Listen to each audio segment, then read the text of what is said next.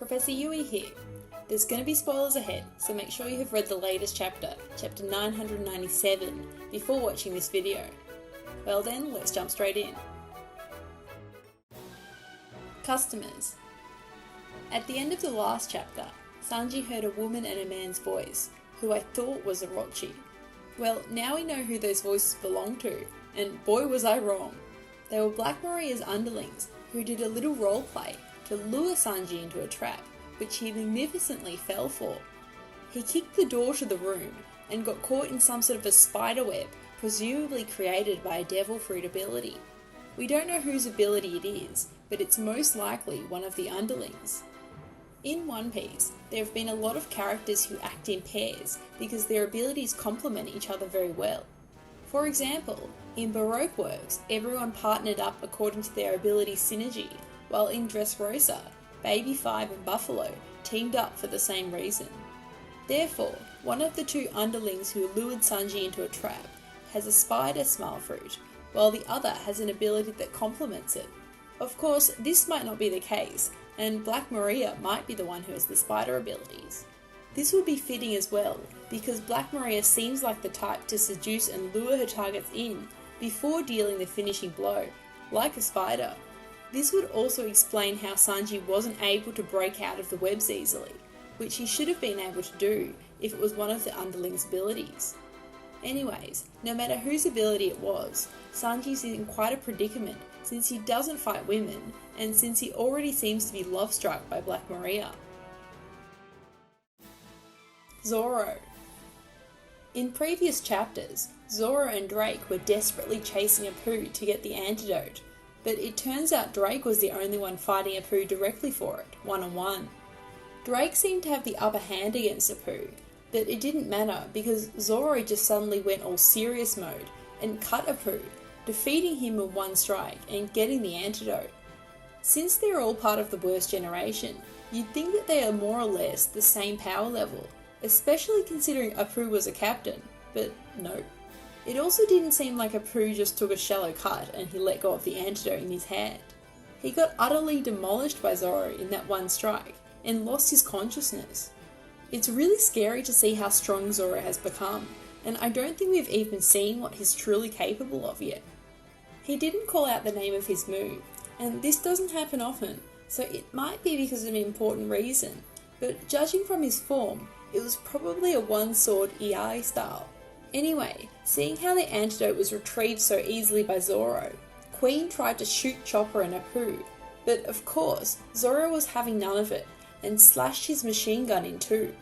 It truly is Zoro's arc, and it looks like we'll be seeing him fighting for real very soon. For him to get to the rooftop, he has to either fight Queen or King, and since he's launched an attack against Queen, and is the one responsible for ending the Ice Demons, I think he'll be fighting Queen very soon. If he manages to defeat Queen, and I think he will, his bounty post-10 arc would surely jump to over 1 billion, which is around the level of an Emperor's right-hand man. Ice Demon's weakness. In previous videos, I talked about how it's going to be either Chopper or Marco who will cure the Ice Demons, and in this chapter, we finally know for sure that the Ice Demon's weakness is fire. With impeccable timing, Marco arrived on the live floor and asked the Straw Hats if there's anything he can help with, so he'll most definitely use his flames, and together with Chopper, will cure the Ice Demons.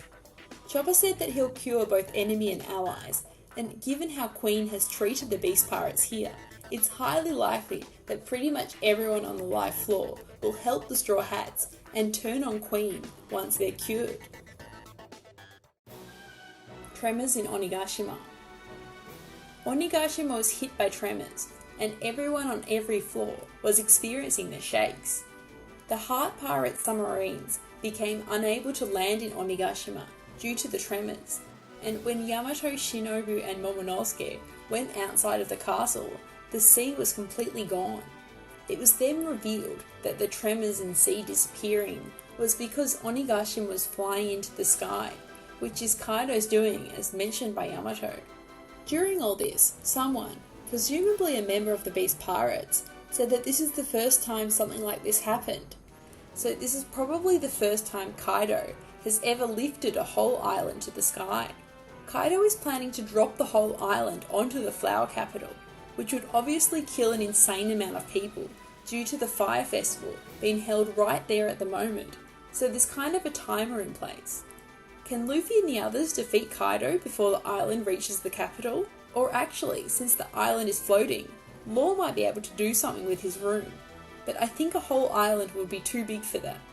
If Kaido is not defeated yet by the time the island reaches the capital, then it will be amazing to see if we're going to see a scene similar to Oden lifting and protecting everyone from the frying oil torture, with everyone who's not fighting Kaido, and maybe other reinforcements who are not here yet, such as the Grand Fleet members, propping the island up to buy time for Luffy and the others to defeat Kaido. I may just be letting my imagination run too wild though, and it's really hard to predict what's going to come next, as I'm sure nobody saw Kaido lifting the whole island coming. A world of mayhem. The main reason why Kaido lifted Onigashima and is planning on dropping it onto the flower capital is because of his new Onigashima plan, where he's aiming to build a stronghold for pirates. In his final line in this chapter, he said, "Let's begin a world of mayhem." Mayhem means chaos, disorder, but it's not what he really said in Japanese. In Japanese, he said Boryoku no sekai, which more accurately translates to a world of violence, which I think is pretty different from the English translation. A world of violence would mean that he's not trying to create a world without order, where everything's just chaos, rather a world with order, where power and violence rules, with presumably Yamato as its shogun. However, the fact that he's trying to create this world of violence is quite curious. He currently has an alliance with Big Mom, and it's not just a one-off alliance to fight Luffy or something like that, but they agreed to sail onto the seas together, take on the world together. So what would be the purpose of creating this pirate stronghold, this world of violence? It's good to note though, that Rocks in the past was out conquering the seas and terrorizing the world, with a similar stronghold as his anchor, as his base, so Kaido could simply just be emulating Rocks. That's it for today's video. If you liked the video, press the like button and subscribe if you haven't already. See you on the next video.